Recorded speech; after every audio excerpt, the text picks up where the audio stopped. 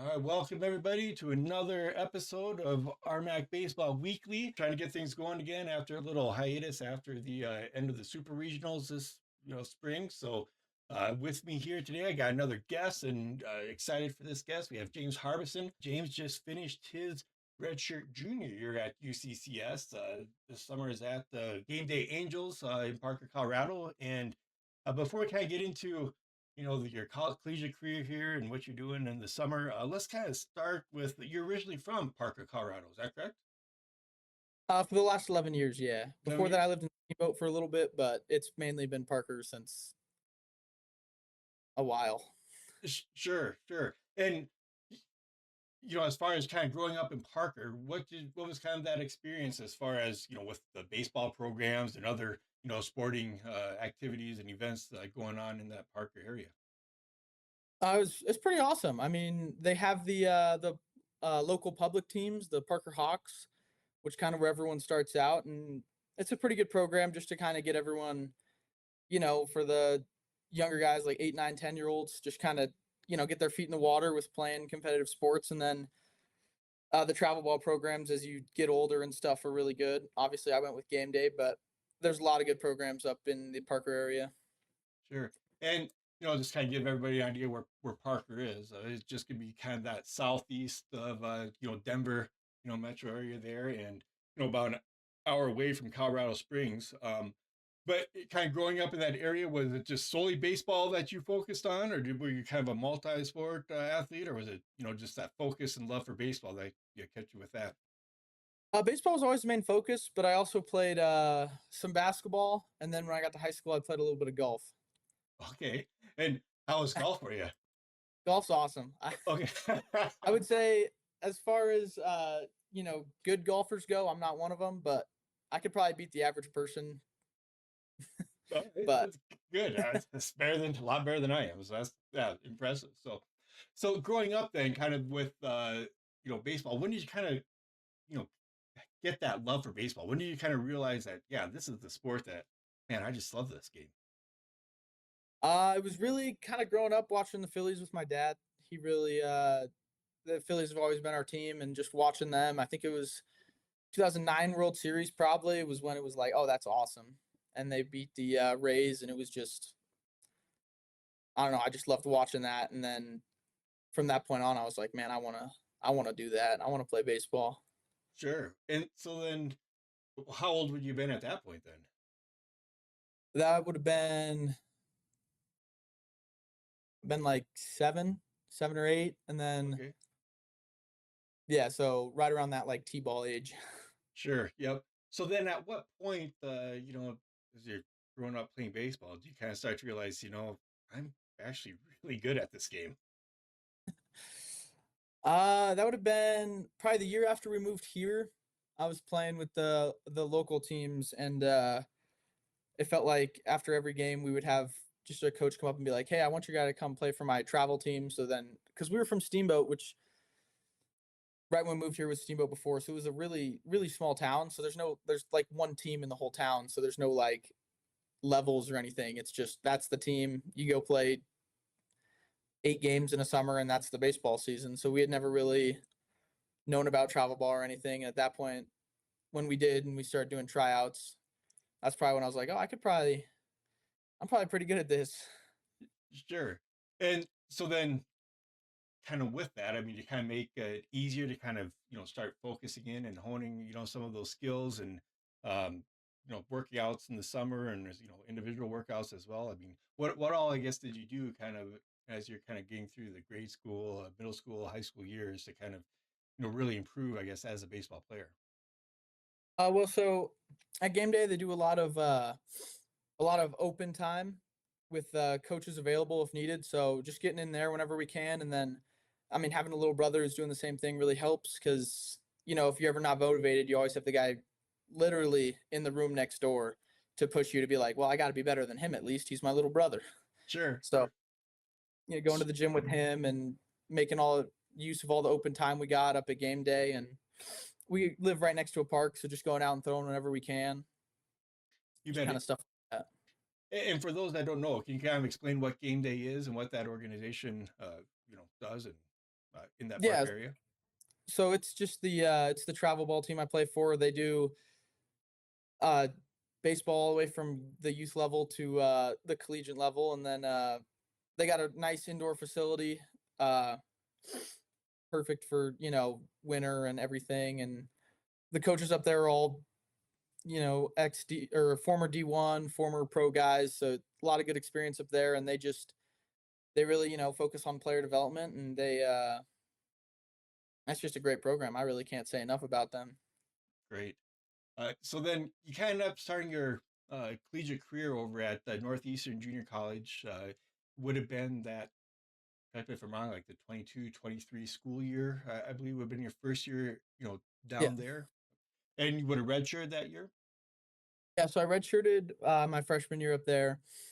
I and that was it was a mixed emotions for me, because obviously, coming right in, redshirt feels like a bad thing, but as you go through the year into the next year, you can take advantage of it, and you see the guys that don't take advantage of it. And just kind of the contrast of, it's not necessarily a bad thing if you make the most of your time being a redshirt, because I mean, especially nowadays, a lot of freshmen are getting redshirt with all the transfer portal stuff and everything. So it's not even I wouldn't even take it as a bad thing. You just got to use it to your advantage, because it's a full year of just working on yourself and getting better, working out, because you don't have to take off days because you don't have any games. So, Right. And the biggest, I guess, issue or difficulty with that is almost that mental aspect of it, where you're, coming in out of high school and, you've been one of the best players, for, quite a few years. And then all of a sudden you're with a lot of other really good players and, kind of that redshirt year where you're just kind of,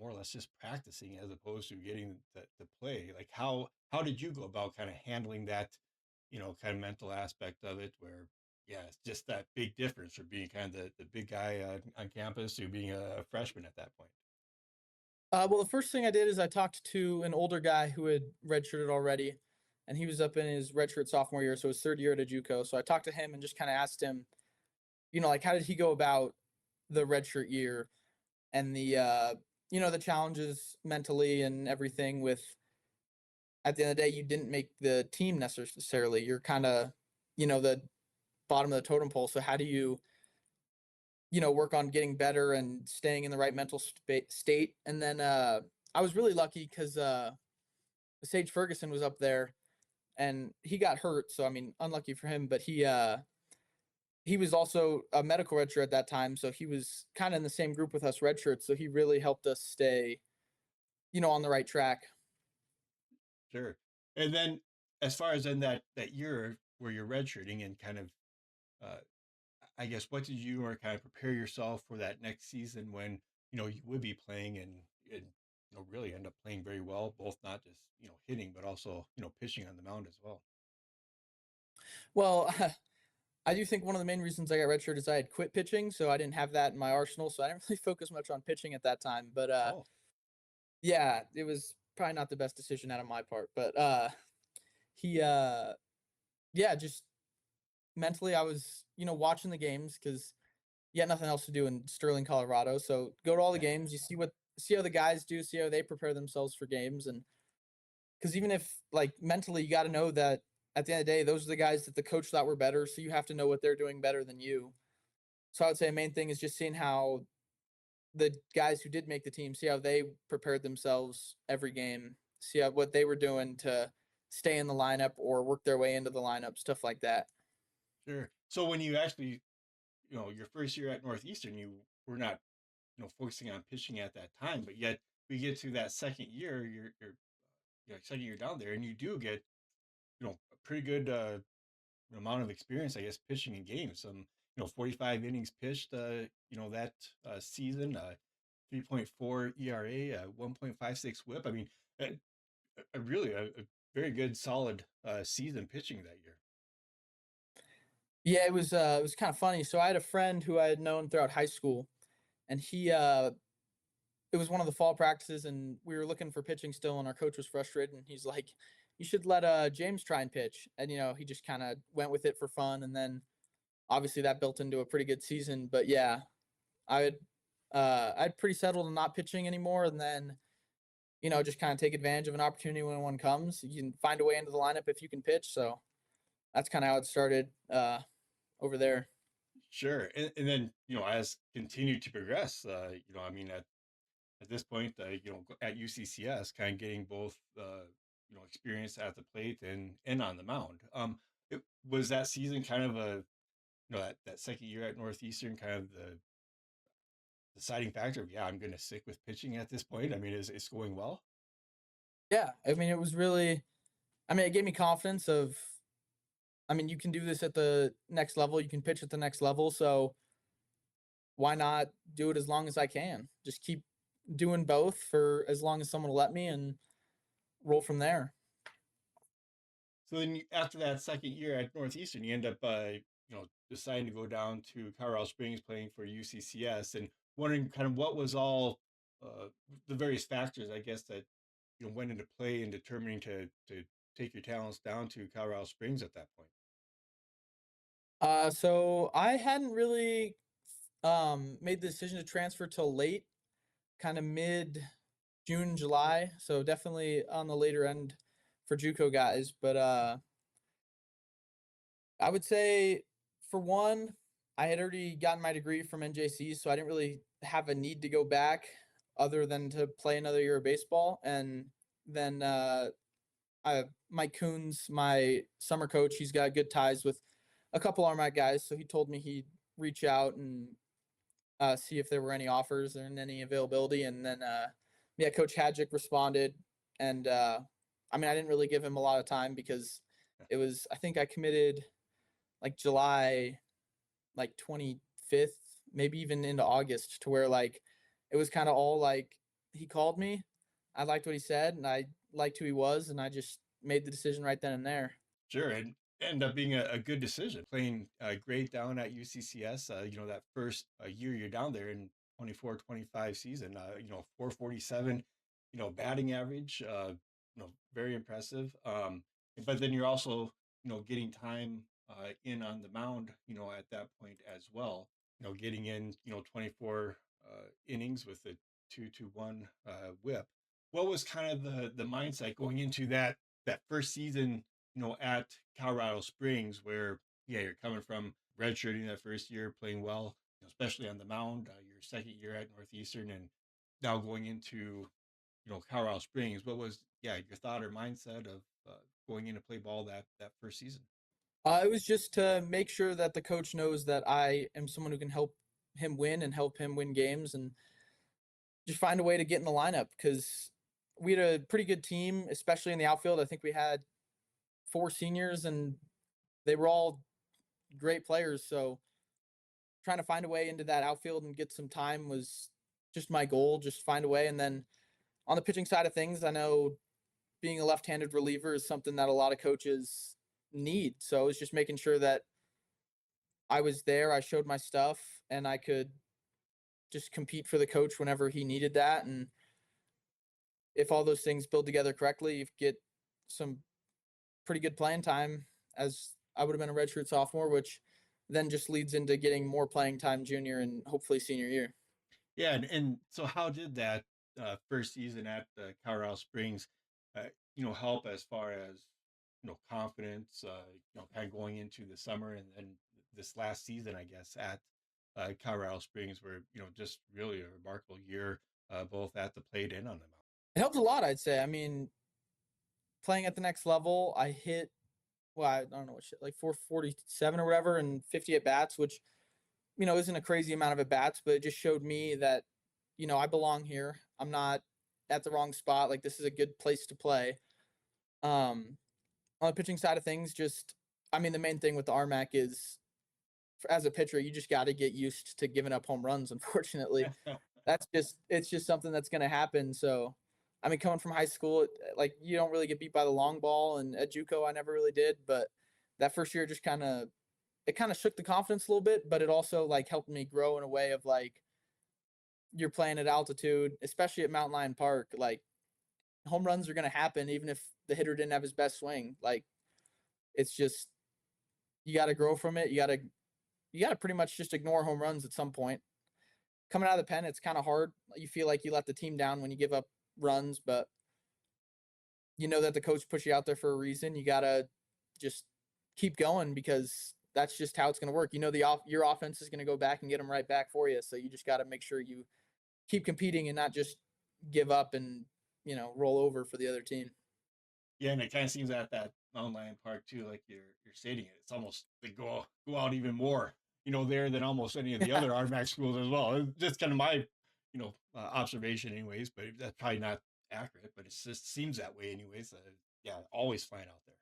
I wouldn't be shocked if it were true. Yeah, it's Yeah, a fun place to hit and a not so fun place to pitch, but right, I right. love doing both there. So Well, and then this last year, pitching obviously improved from that first year and looking, very good with that 1.63 WHIP.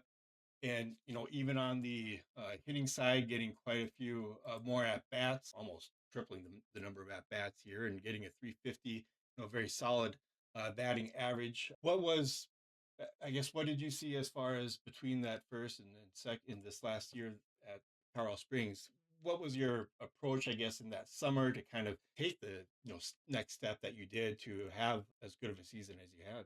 yeah, so after playing a year with the coach Hadjic, you kind of know what the coach is looking for. You kind of know like what he wants to see in order to get into the lineup, and then you can kind of do your thing once you're in the lineup because you've built that trust with him. So I really focused on doing the things he wants you to work on, which is hitting the ball the other way. You can't just be up there trying to hit home runs every at bat because that just leads to strikeouts, and strikeouts don't play very well. Yeah, just focusing on my approach to kind of tailor it towards what Hadjic wanted to see because he's the coach, right? Like you gotta impress him first. So I was really focusing on taking the notes he had for me, which limit strikeouts, have a two-strike approach, be able to hit the ball to both sides of the park, and just go from there. You bet. And really start off coming out great right out of the gate there. We have about two grand slams in the first couple weeks of the season. Just putting up great numbers right away and just continue that throughout the season. Had to be a lot of fun. Oh yeah, it was a lot of fun. Especially I ended up being hitting in the 4-hole spot a lot, which led to me hitting behind Bryce and in front of Trevor. So led to me getting a lot of good pitches to hit because You're getting a lot nobody of wants good to pitches. face those guys. Yeah.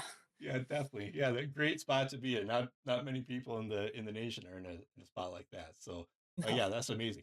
Yeah, and let's just talk about that a little bit here. I mean, last season was really a special season, having players like Bryce Peterson, Trevor Dale, and I mean, you can just kind of go down the line. I mean, it had to be a lot of fun just with a group of guys that were just extremely talented at baseball and kind of, having that love for the game.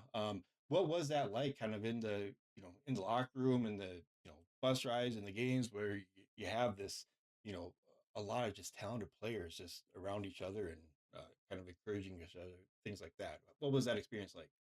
Oh, it was awesome. I mean, we truly felt like we were never out of any game because Trevor hit 28 homers, so he can always bring you back. Bryce was, voters' opinion aside, I think the best player in the RMAC.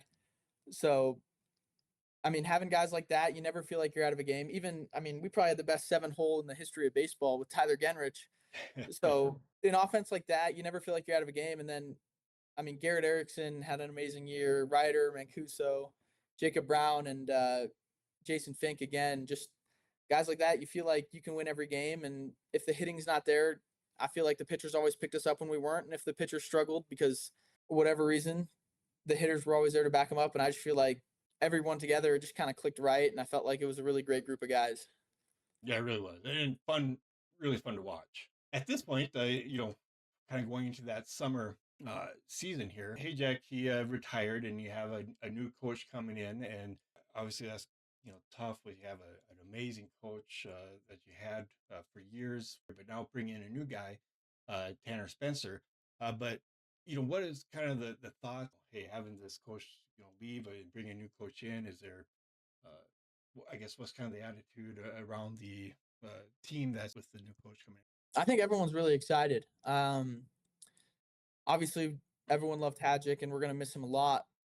But, at the end of the day, the page turns, and we got Coach Spencer coming in. And, already I felt like he's made some really exciting moves in the transfer portal. And we've all reached out and talked to him a couple times, and I just feel like it's going to be a really exciting season. I feel like it should be a great time. Yeah, when you kind of start looking at Coach Spencer's bio, I mean, seeing the success he had up at the University of Mary, where he was for 7 years, this last season, having a great season up there. I mean, going 27-10, in the Northern Sun, which is an extremely good collegiate baseball league. But for him to have that success, and he's had that success everywhere. I mean, even in his, he was assistant coach at Minot for a few years, and did well up there. And I mean, really, you do well, Minot. I mean, you can really do well anywhere. But I mean, this guy is just kind of a proven winner, and it's got to bring a lot of excitement and enthusiasm and optimism, going into this next season. Oh yeah, 100%. I have a buddy on my summer team who played for him up at Mary, and yeah, he just said he's a great guy. He's good, gonna bring wins. So, and there's nothing anyone likes more than winning. So, him coming in, it should be super fun, and I expect us to have a season just like last year, and hopefully, you know, get over that hump in the playoffs this year. Yeah, definitely. And so this summer, then you're playing with the Gameday Angels, and up on the screen now is the walk off that you had, what, maybe a week or so ago against Yeah, the Carlisle Lumberjacks. I mean, absolutely, yeah, great. It was disappointing for me that that game wasn't being streamed on YouTube, but I had to text your brother and see if he could send me the shot here, and he was more than willing to do that. But yeah, I mean, just great. And I love these videos that are kind of coming from people in the stands here, and just hearing the fans' reactions and stuff. It's like, man, sometimes you just need to get these guys on the broadcast and let them do the commentating. yeah. It'd be pretty entertaining. But yeah, that had to be a fun experience in really this whole summer. Why don't you just talk about this summer thus far, playing with the Gameday Angels in Parker, and kind of how this summer has been for you? Oh, it's been awesome. Yeah. So we play in the Rocky Mountain Baseball League, and I feel like we play some really good teams. We go up to Hayes every year, and the Kansas trips are always fun. And then, of course, my teammates. I got 5 or 6 UCCS guys there, or former UCCS guys there, and then of course my little brother. So I just feel like it's an awesome experience every time we go out to the ballpark, and opportunities happen for everybody because summer ball you're looking to get just at bats for guys who haven't played, or looking to transfer and trying to get some stats together. So it's just a really great time, and the facilities up there and the coaches up at game day just make it even better. And oh, it's so fun. You bet. And kind of looking at some of the hitting stats here we have for you so far this summer, we got little less than a month here to go in July, but basically 61 at bats so far. Fifth, tied for fifth on the team, but yet with just those 61 at bats, 25 hits, tied for second on the team. A 410 batting average, which is basically ridiculous. Just showing how great of a hitter you are here, tied for first on that team, getting 21 RBIs, 21 runs, and tied for second with 4 home runs. Uh, what do you kind of attribute to having a spectacular kind of summer season that you're having so far? Just kind of the approach, the trust that everyone has in me, and that I have in everyone. Just kind of like go out to the ballpark. We get our pregame work in with our coaches, and our BP guy is great, so he gets us ready to go every game. And then Mike Coons, the head coach up there, he's always, even down 20, up 20, he's always preaching everyone keep the same approach, get the at bats. He played for the Astros, so he just works to like keep everyone in the mindset of if you're up by 20 or down by 20, there's never a bad time to go have an at bat like it's game 7 of the World Series with 2 outs. So just keeping the mindset the same all game, not, slacking off or giving up, kind of stuff like that. I think that's really a huge part of this summer. And then, all the work from the spring with Hadjic and everything up in the springs was just paramount. Just kind of like keep the ball rolling and not take a step off the gas just because it's summer or, whatever. This summer also, then you're also getting quite a bit of time on the mound as well. 19.2 innings pitched thus far, 17 strikeouts in that time, a 2.492 ERA, 1.5 WHIP. I mean, just doing. I mean, getting it done on both the mound and the plate here. What is kind of the approach that you're taking, kind of going back and forth from 4 or 5 days of hitting, and then getting on the mound, then that fifth, sixth day or so that you get up there? What is kind of the mindset of with that approach? I mean, it's just kind of foreign, I guess, to me, and I think to many people. Yeah, so I really think it comes more from off the field stuff. Coons will tell me about, a week before my start, what day of the week I'm throwing. So just making sure I get in, throw a bullpen, and then on days where I'm not pitching, go in, go through all the hitter work and defensive work that I need. Obviously, it's pretty cool having a little brother who can catch me whenever I need extra work in, which is awesome. And then, yeah, just kind of like not necessarily finding a balance, just kind of like letting one side take over when it has to, because there's rarely a game where I'll ever need both in the same game. So it's less of finding a balance and more of knowing when to focus on each one fully. Sure. And yeah, let's talk about that a little bit. Your brother, catcher down at for Gameday Angels. So is he always your catcher when you're pitching? Yeah, I wouldn't throw it to anyone else. Sure. And this last game that you pitched against the Hayes Larks had an absolutely outstanding outing, basically holding them to 1 run, well, 6 innings pitched, I believe it was, somewhere around that. Just yeah, an amazing outing. What is that kind of relationship, and how does that relationship with it being your brother kind of help with that pitcher catcher relationship? It helps a lot. I feel like we always know what the other person's thinking. When it comes to like shaking off your catcher or not, I feel like I rarely have to do that because I feel like our mindset's in the same spot a lot, and he knows how to talk to me, how to calm me down, how to get me going, kind of stuff like that. No, it's just amazing. Like I can't even think of a better way to describe it than just awesome. You bet. So you've been playing with the Game Day Angels, and your brother has been playing with the Game Day Angels for quite a few years now. What was kind of the best experience or memory that you guys have, or that you have, in playing with the Game Day Angels and having your brother on that team? So last year, we hit back-to-back homers, which was probably maybe my favorite baseball memory ever. Just going back to back with him was awesome, and like I can't think of a better one than that. Especially with him, we won the game. It was awesome. Yeah, I think, was that against the Denver Cougars team? We did it twice actually. Yeah, it was against Denver Cougars and then Dodge City. Okay, and kind of go back and looking at those back to back home runs, both those games. That was very impressive. Impressive. Probably your brother.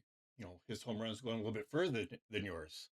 Well, At he least always that's has what one. at least that's what Will tells me, anyways. So Yeah, that's what. Of course, you'll probably hear a different story from me, but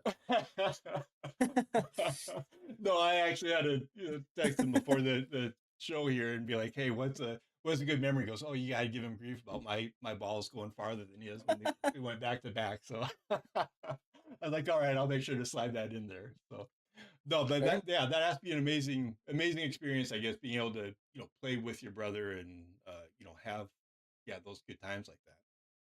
Oh yeah, it's like nothing else. And the best part is that that's going to be able to continue then going into this next season, with him joining the Carl Springs Mountain Lions team. Oh yeah, he had a great year up at Western Nebraska. We scrimmaged him last fall, and I think, oh man, he did some crazy. It was like 4 for 5 with a homer and a double. And I remember as he hit the home run, my coach turns or Hadjic turns around and he goes, "I think I'm gonna offer him. So ask him if he's interested." And yeah, I just went from there, and yeah, it's gonna be amazing. Yeah, yeah, a lot of fun. I have two boys. One that's just graduated high school, is going to be starting his first year in college, and another that just finished his seventh grade year, going into last year of middle school before he starts his high school career. And you kind of talked about baseball and uh, you know having played golf before, and I don't know if there's any two better sports that kind of prepare you for life, with there being kind of ups and downs and frustrating times, and great times and good streaks and bad streaks. And just kind of wondering, what is kind of your approach or advice that you give to, whether it's my boys or anybody that is kind of experiencing a bad streak, or whether it's on the field or in life. What have you found as far as a good approach to getting out of those periods and kind of getting back to the highs?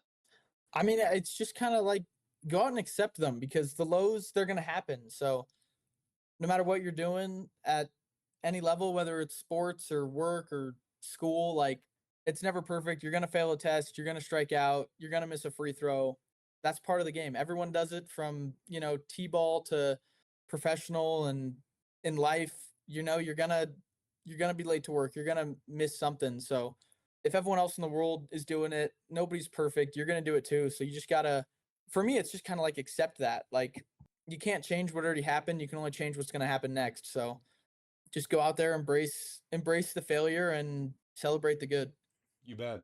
And then as far as, say, if you were to give somebody that is just going to be starting their first year of college, some advice, having, previously, had your first year at Northeastern Junior College there, what would be your advice to somebody that, yeah, they've been living with mom and dad for forever here. Now they're going to be out on their own. Well, have not as much supervision, not as much oversight, and more freedom than they've ever had. What's kind of your advice to somebody in that situation? My biggest piece of advice would be, find someone who's, been there, an older guy. Every team, every school, they're gonna have people older than you, especially in college. You're gonna be playing with, they probably could find a 26-year-old on some of these teams, So find someone who's been there because they know how to do it. Obviously, they're still playing at that level. They're older. They know how to approach, how to go anything from how to show up to practice to how to go grocery shopping. Living alone, there's a lot of things coming at you. It's easy to, stay up late and sleep in all day, but find a schedule, find someone who can help you through that schedule and stick to it. Cause even though there's freedom, you can't, lose yourself in all the crazy. You gotta remember why you're there, whether it's for school or sports or, whatever. You can't lose the reason you are where you are because you're there for a reason. So you can't lose that and all the craziness that comes with being alone for the first time. And how about somebody that is just going to be going into the end of their, junior high, middle school career, just kind of, on the cusp of their high school career? If you were kind of able to go back and talk to yourself or talk to somebody in that situation, knowing what you know now, what advice would you give to them as far as both academics and athletics? Definitely like the academic side. I mean, that stuff's way more important no matter whether it's the smallest homework assignment or the biggest test. Like that stuff, it hurts the grades and the grades can hurt, where you're able to go to school. If you want to go play sports and you don't have the grades to get in there, it's going to suck. And then on the sports side, I mean, put yourself out there, like talk to coaches, introduce yourself to people, like make sure people know who you are when you're playing. That way, they can go talk about you and you can go find yourself getting offers and getting looked at and just, make yourself stand out from other people. If you're playing at a school and you notice the coach is there, just, say hi to him, like introduce yourself. It might feel awkward, but he'll notice you when you're up to bat and then you do something good, he'll notice you even more. I like it. When you were kind of, younger, whether it's, junior high, high school, what was kind of the work ethic that you had at that point, as far as, getting into the weight room or getting onto or in the batting cages, taking ground balls, whatever the case. What was your day to day kind of what did that work ethic look like? It was a lot. I mean, I did 3 sports throughout most of high school, so I was always in the gym doing something with some kind of team.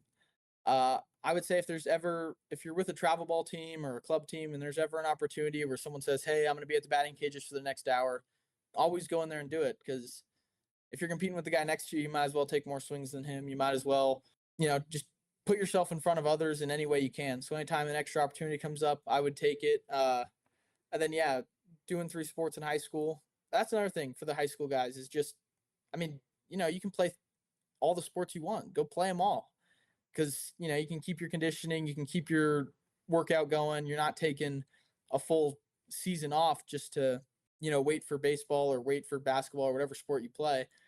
Go out there and try something new because doing all that stuff, it really keeps you in shape for when it matters. Because I was doing basketball And basketball is, a lot of sprint work, a lot of running, so it keeps your conditioning up. And then you go to baseball season and you feel like you're never tired out there.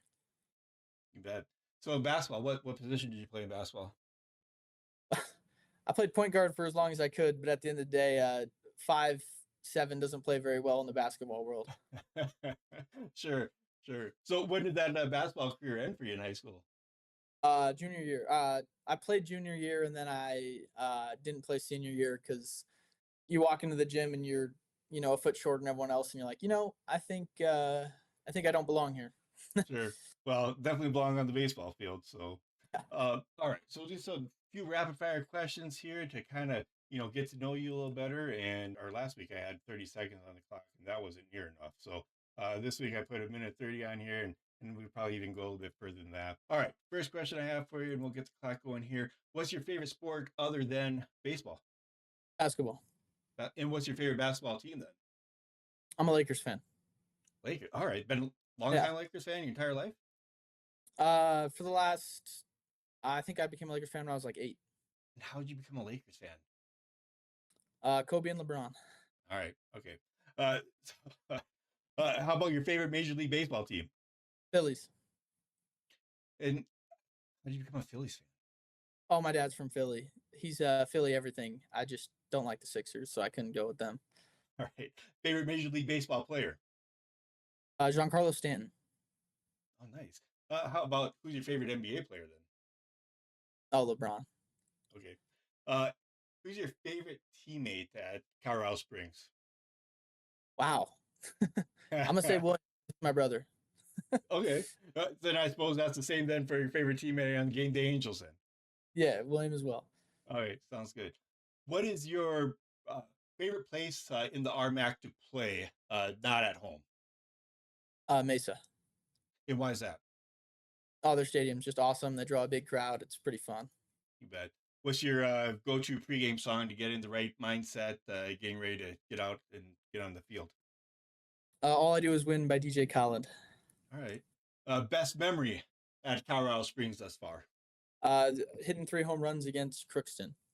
What RMAC player that is not on UCCS's team right now would you like to see transfer to UCCS just so you can kind of get to know them and think that might be fun to be around and play with? Wow. Colby Felix. I guess he Nice. graduated, but still him. Yeah, I don't blame you. Yep. And then how about with Gameday Angels player? You can't count your brother here because he's already coming. Yeah. What Gameday Angels player would you like to see come play for UCCS? Peyton Mitchling. He's our shortstop. All right. Well, yeah, we're out of time here, but we're just going to kind of keep going here. But what is the one thing that you want to do, off the field before summer's over and you head back down to Colorado Springs? Go to San Antonio. Yeah, what do you want to do in San Antonio? That's where my girlfriend lives. Okay. Been down there before then? Yeah. Been to the Riverwalk? Yeah, it's awesome up there. I love the river walk. You bet. Seen the Alamo? Yep, I went to the Alamo Pretty briefly. disappointed when you saw that? I wasn't disappointing. It was just a little bit smaller than I expected. So yeah, I guess a little disappointing. That was my thought. When I got there, I saw that. I was like, "What? This is it? This is like, oh man, you gotta be kidding me!" But yeah, all right. Favorite place to eat down in Colorado Springs? King Buffet. All right. What is your favorite hobby then outside of baseball? Probably just video games. All right. Before we kind of conclude the show here, the 27 season is going to be upon us before we know it here. What are some of the goals that you have for yourself and for the team for this upcoming 2027 season? My goal for myself is just kind of, build off last year and improve wherever I can. Just, make it feel like I went 3 years at UCCS and got better at each season. And then for the team, I really, I want to get over that hump. We've lost to Mesa and Metro 2 years in a row now, so I want to get over that hump and win the tournament, win the championship. You bet. And last couple years, I mean, you kind of see that natural progression just year after year, even from junior college to present, and kind of looking at this being your redshirt senior year. What do you see as far as what your role will be? Both kind of on and off the field, and making sure that the team is able to play its best and kind of reach its potential. Just kind of leadership, help the younger guys coming in, anyone, because we're gonna have quite a few new guys to the school, new guys to the town. Just kind of help help them be the best player they can be. Because if we got 30 guys playing as best they can be, we're gonna be a tough team to beat. You bet. I'm sure you're excited for next year. I'm excited for next year.